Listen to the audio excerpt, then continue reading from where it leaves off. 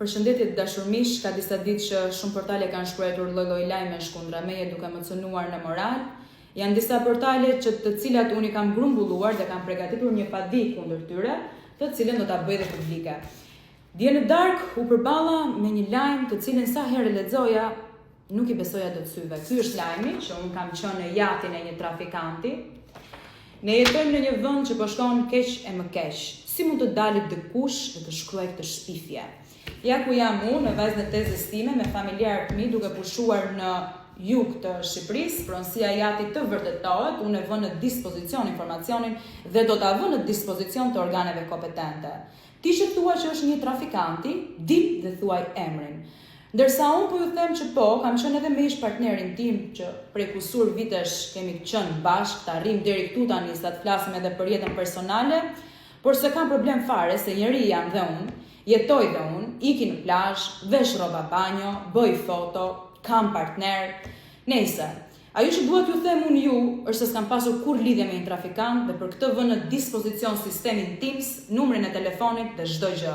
Unë jam një vajzë e thjeshtë që bëj një jetë shumë normale, vi nga dy prindër të arsimuar dhe shumë punëtor dhe për këtë krenohem dhe për këtë i bëj thirrje mediave të hulumtojnë në përditshmërinë time 24/7. Portali në fjalë pasi i shkruaj dhe i kërkova të mos e fshi lajmin sepse unë në fakt do ta ndjek në rrugët ligjore këtë shpifje, më ktheu këtë përgjigje. Të fshi lajmin unë, në fshim bythën me padinë dhe partinë tënde, okay? Në këna ngatron që mendon se intimidohemi. Këta që nuk pyesin as për gjykata, as për prokurori, as për ligje dhe as për të vërtetën se kanë shtetin, mikun, të fortin. Këta që nuk pyesin as për padi dhe as për parti. Për kë pyesin këta?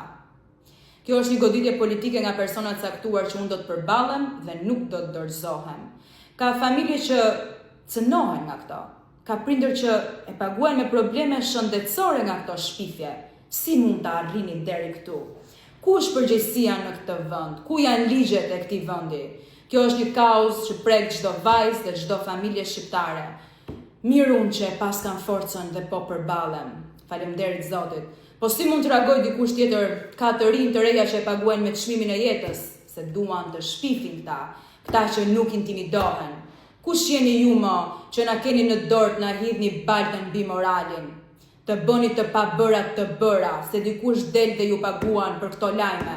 I bëj thirrje shtetit, kësaj qeverie korruptuar që ka bler pushtetin e medias, që ka vendosur këtë standard, ku nuk pyesin këta, as për padi, as për parti, ku shpifjet bëhen lajm, kur përdoret media vetëm për qëllime personale, boll se shkatruat jetët e njerëzve. Ka njerëz që nuk e gjejnë forcën për ballen me këta.